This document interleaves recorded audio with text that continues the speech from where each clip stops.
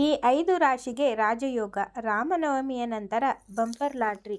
ಅದೃಷ್ಟ ಅನ್ನೋದು ಇವರನ್ನ ಕೈ ಹಿಡಿದು ನಡೆಸಲಿದೆ. ಶ್ರೀರಾಮನಿಗೆ ಪ್ರಿಯವಾದ ರಾಶಿಚಕ್ರದವರಿಗೆ ಈ ಸಮಯದಲ್ಲಿ ಅದೃಷ್ಟ ಸಿಗುತ್ತದೆ. ಇನ್ನು ಮೊದಲನೆಯ ರಾಶಿ ಮೇಷರಾಶಿಯವರಿಗೆ ಶ್ರೀರಾಮನವಮಿಯ ನಂತರದ ದಿನಗಳು ತುಂಬ ಅನುಕೂಲಕರವಾಗಿದೆ, ಶುಭಕರವಾಗಿರುತ್ತವೆ. ಜೀವನದಲ್ಲಿ ಉತ್ತಮ ಬದಲಾವಣೆಗಳು ಪ್ರಾರಂಭವಾಗುತ್ತವೆ. ನಾಯಕತ್ವದ ಗುಣಗಳು ಹೆಚ್ಚಾಗುತ್ತವೆ ಮತ್ತು ಉದ್ಯೋಗದಲ್ಲಿ ಉನ್ನತ ಸ್ಥಾನವನ್ನು ಪಡೆಯುವ ಸಾಧ್ಯತೆಗಳಿವೆ. ಆದಾಯದ ಹೆಚ್ಚಳದ ಜೊತೆಗೆ ವಿದೇಶಿ ಅವಕಾಶಗಳು ಸಹ ಬರಬಹುದು. ಕರ್ಕಾಟಕ ರಾಶಿಯಲ್ಲಿ ಜನಿಸಿದವರಿಗೆ ರಾಮನ ಅನುಗ್ರಹದಿಂದ ಮಾನಸಿಕ ಗೊಂದಲ ದೂರವಾಗುತ್ತದೆ. ಹನುಮಂತ ಮತ್ತು ರಾಮನ ಪೂಜೆ ಮಾಡುವುದರಿಂದ ನಿಮ್ಮ ಆತ್ಮವಿಶ್ವಾಸ ಹೆಚ್ಚಾಗುತ್ತದೆ. ಕರ್ಕಾಟಕ ರಾಶಿ. ಕರ್ಕಾಟಕ ರಾಶಿಯವರು ಹೆಚ್ಚು ವಿಶೇಷ ಫಲಿತಾಂಶಗಳನ್ನು ಪಡೆಯುತ್ತಾರೆ, ಏಕೆಂದರೆ ಇದನ್ನು ರಾಮನ ಜನ್ಮ ರಾಶಿಯೆಂದು ಪರಿಗಣಿಸಲಾಗುತ್ತದೆ. ಈ ರಾಶಿಯವರಿಗೆ ರಾಮನವಮಿಯ ನಂತರ ರಾಜಯೋಗ ಮತ್ತು ಧನಯೋಗ ಉಂಟಾಗುತ್ತದೆ.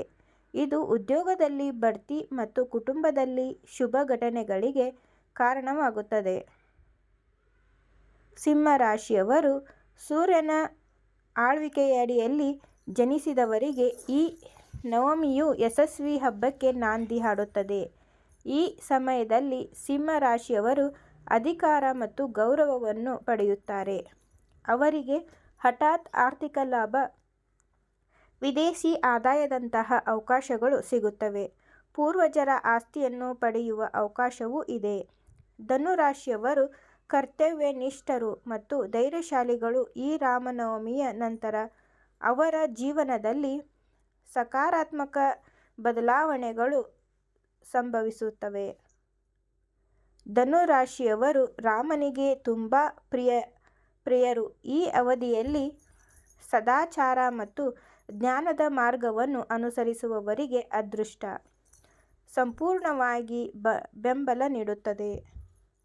ಧನು ರಾಶಿಯವರು ಕರ್ತವ್ಯನಿಷ್ಠರು ಮತ್ತು ಧೈರ್ಯಶಾಲಿಗಳು. ಈ ರಾಮನವಮಿಯ ನಂತರ ಅವರ ಜೀವನದಲ್ಲಿ ಸಕಾರಾತ್ಮಕ ಬದಲಾವಣೆಗಳು ಸಂಭವಿಸುತ್ತವೆ. ಕುಂಭ ರಾಶಿಯವರಿಗೆ ಶ್ರೀರಾಮನವಮಿಯ ನಂತರ ಕಷ್ಟಗಳ ತೀವ್ರತೆ ಕಡಿಮೆಯಾಗುತ್ತದೆ. ಶ್ರೀರಾಮನ ಕೃಪೆಯಿಂದ ಶನಿಯ ನಕಾರಾತ್ಮಕ ಪರಿಣಾಮಗಳು ಕಡಿಮೆಯಾಗುತ್ತವೆ ಮತ್ತು ಜೀವನದಲ್ಲಿ ಸ್ಥಿರತೆ ಬರುತ್ತದೆ. ಅನಿರೀಕ್ಷಿತ ಆರ್ಥಿಕ ಲಾಭಗಳು ಉಂಟಾಗುತ್ತವೆ ಮತ್ತು ವಿದೇಶಾಂಗ ವ್ಯವಹಾರಗಳಲ್ಲಿ ತೊಡಗಿದವರು ಹೆಚ್ಚು ಯಶಸ್ವಿಯಾಗುತ್ತಾರೆ.